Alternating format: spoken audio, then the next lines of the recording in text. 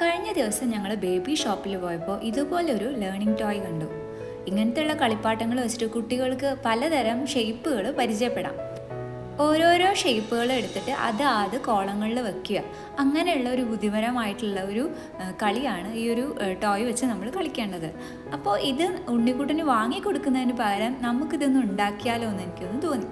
അപ്പം ഞാൻ ഈ ഒരു വീഡിയോയിൽ നിങ്ങളുമായിട്ട് ഷെയർ ചെയ്യുന്നത് ഞാൻ ഈ ലേണിംഗ് ടോയ് ഉണ്ടാക്കിയത് എങ്ങനെയാണെന്നാണ്. അപ്പോൾ എല്ലാവർക്കും സീതൂസ് ക്രാഫ്റ്റി ക്യൂസീൻസിലേക്ക് സ്വാഗതം. B creative, be happy.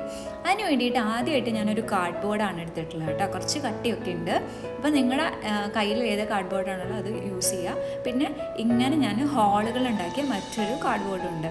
ഇതിലൊരു സ്റ്റാറിൻ്റെ ഷേപ്പ് കുറച്ച് പെർഫെക്റ്റ് അല്ല, നിങ്ങൾ പെർഫെക്റ്റായിട്ട് ഉണ്ടാക്കുക കേട്ടോ. അത് പലതരത്തിൽ പല വലിപ്പത്തിലുള്ള ഓരോരോ ഷേപ്പുകൾ ഉണ്ടാക്കിയിട്ടുണ്ടായിരുന്നു. എന്നിട്ട് അതിൻ്റെ ഉള്ളിൽ നിന്ന് എടുത്ത് ആ ഭാഗം കുറച്ചുകൂടി ഒന്ന് ചെറുതാക്കിയിട്ട് കൊടുത്തു. കാരണം വെച്ചാൽ കുട്ടികൾക്ക് പെട്ടെന്ന് തന്നെ അതിൻ്റെ ഉള്ളിലേക്ക് വയ്ക്കാൻ എളുപ്പത്തിന് വേണ്ടിയിട്ടാണ്. ഇതിൽ ഈ ഒരു സ്റ്റാർ പെർഫെക്റ്റ് അല്ലാത്തതുകൊണ്ടും അതിങ്ങനെ വെട്ടിയെടുക്കാൻ കുറച്ച് പ്രയാസമായതുകൊണ്ടും ആ ഹോളിൽ പെട്ടെന്ന് ഇരിക്കുന്നില്ല. പിന്നെ നമുക്ക് ഇതുപോലെ ബോട്ടിൽ ക്യാപ്പുകൾ വേണം. അതായത് ഈ രൂപങ്ങൾ, അതായത് ഷേപ്പുകളുടെ മുകളിൽ വെച്ചിട്ട് ഗ്ലൂ ഗൺ യൂസ് ചെയ്ത് ഞാനൊന്ന് ഒട്ടിച്ചു കൊടുക്കുന്നുണ്ട്.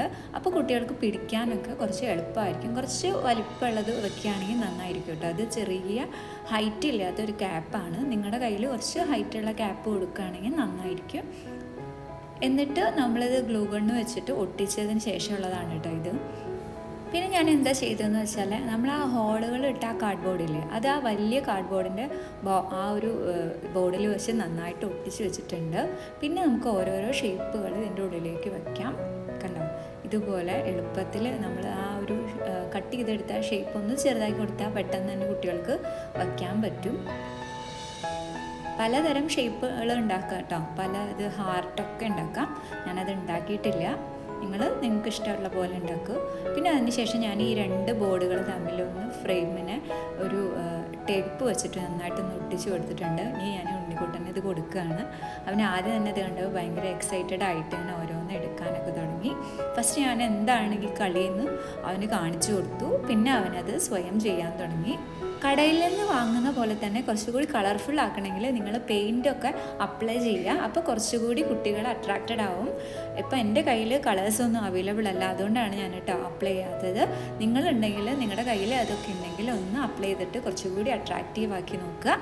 നമ്മൾ ഇതുപോലെയുള്ള നല്ല ബുദ്ധിപരമായിട്ട് കുട്ടികളെ കൊണ്ട് ഓരോന്ന് ചെയ്യിക്കണ കളിപ്പാട്ടങ്ങൾ വാങ്ങിക്കൊടുക്കുന്നതിന് പകരം നമ്മൾ ഇതുപോലെ ഉണ്ടാക്കുന്നത് വളരെ നല്ലതാണ്. കാരണം വെച്ചാൽ ഒരുവിധം ആ ഒരു ടോയ്ക്കൊക്കെ നന്നായിട്ട് വിലയുണ്ടാവും. അപ്പോൾ എല്ലാവർക്കും അത് വാങ്ങിക്കുക എന്നൊക്കെ പറയണത് സാധിക്കുന്ന കാര്യമായിരിക്കില്ലല്ലോ.